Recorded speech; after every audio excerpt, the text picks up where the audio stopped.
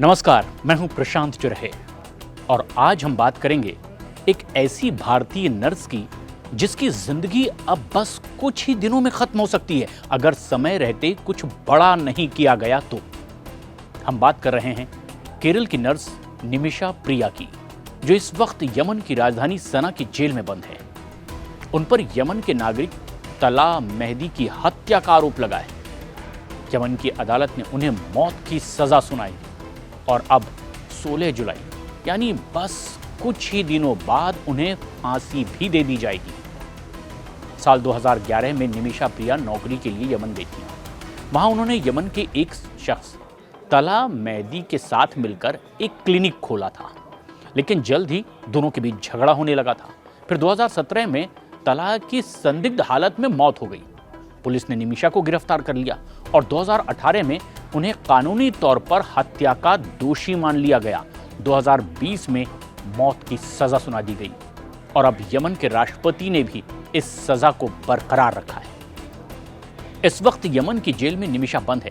उन्हें 16 जुलाई को फांसी दी जाएगी, यानी कि अब बस वक्त खत्म होता चला जा रहा है।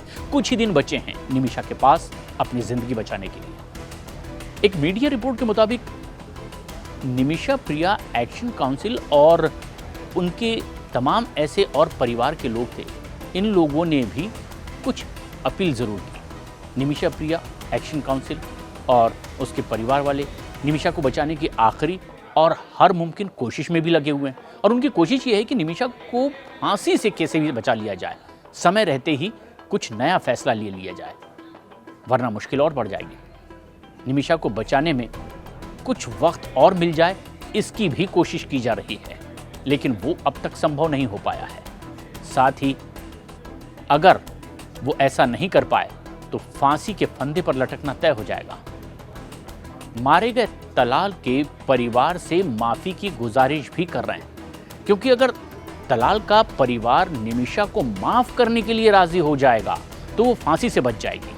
वहीं तीसरी कोशिश और हो रही है। भारत सरकार ने ईरान के जरिए हूथी विद्रोहियों से संपर्क साधा है, क्योंकि सना जेल में हूथियों के कब्जे में है और दिक्कत सबसे बड़ी यही है कि हूथी के साथ सीधे संबंध नहीं है, कोई वार्ता नहीं हो सक रही। तो यमन के साथ भी यही हाल है। ऐसे में माना यह जा रहा है कि ईरान के जरिए भारत हूथी से बात करके निमिषा की फांसी को माफ कराने की कोशिश कर सकता है। वहीं चौथी और आखिरी कोशिश ये है कि तलाल के परिवार को ब्लड मनी के तौर पर $10 लाख यानी 8.6 करोड़ रुपए दिए जाएं ताकि वो माफ कर दें। तलाल के परिवार को इस भारी भरकम रकम की पेशकश कर दी गई है, लेकिन इंतजार उनके जवाब का है कि क्या इस रकम को वो एक्सेप्ट करके माफी देना चाहते हैं या नहीं। अभी उस परिवार ने मौन साध रखा है। फिलहाल तलाल का परिवार माफ करने को तैयार नहीं है। ये स्टैंड अब तक का उनका दिखाई दे रहा है।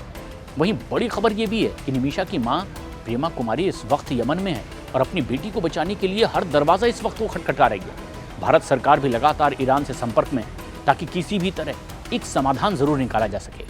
बहरहाल ये सिर्फ एक अदालत का मामला नहीं, बल्कि एक जिंदगी और मौत की लड़ाई है। अब सबकी नजरें यमन के सिस्टम पर, तलाल के परिवार पर और भारत सरकार की कोशिशों पर टिकी हुई है। सब यही दुआ कर रहे हैं कि 16 जुलाई से पहले कोई चमत्कार हो जाए ताकि निमिषा की आखिरकार जान बच जाए।